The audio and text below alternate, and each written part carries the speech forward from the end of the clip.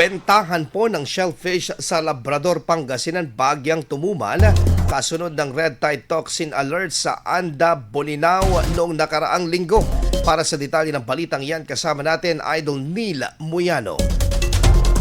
104.7 IFM Report.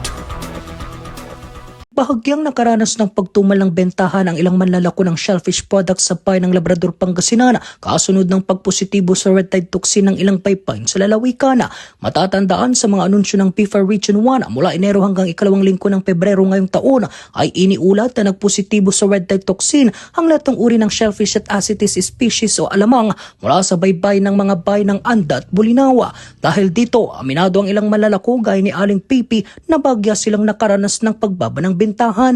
Dagdag pa niya, may mga mamimiling nag-aalangang bumili ng kanyang bentang talaba dahil sa pangamba dulot ng naturang banta. Dating sa Monday, Tuesday, Wednesday, Thursday, matumal ang bintahan.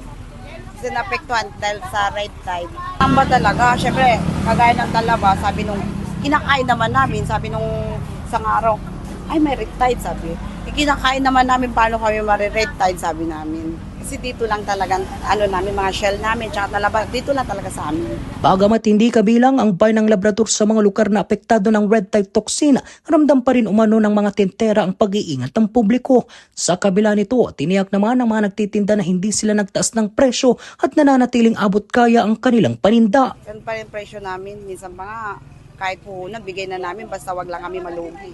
Ayon naman kay Aling Bining, isa ring manlalako upang masiguro ang kaligtasan ng kanilang produkto, kumukuha sila ng barangay certification bilang patunay na ang kanilang mga itinitinda ay malinis at ligtas kainin. Minsan nagtatanong sila pero kumuha kami ng certification sa barangay na nagpapatunay na walang red tide dito sa amin. Sa kasalukuyan, nananatili sa dating presyo ang ilang shellfish tulad na lamang ng talaba na nagkakahalaga ng 300 pesos kada large size can, 200 pesos sa medium at 100 pesos naman sa small. Samantala, inanunsyo ng PIFA Region 1 noong Sabado, Pebrero 21 na ligtas na muli mula sa banta ng red tide toxin ang mga shellfish mula sa mga baybayin ng Pangasinan at maging sa lalawigan ng La Union, kaya maaari na itong kainin ng publiko. Kasama mo mula rito sa FM News Tagupan, ito si Idol Neil Muyano, Tadak IFM. IFM News. IFM News. IFM News.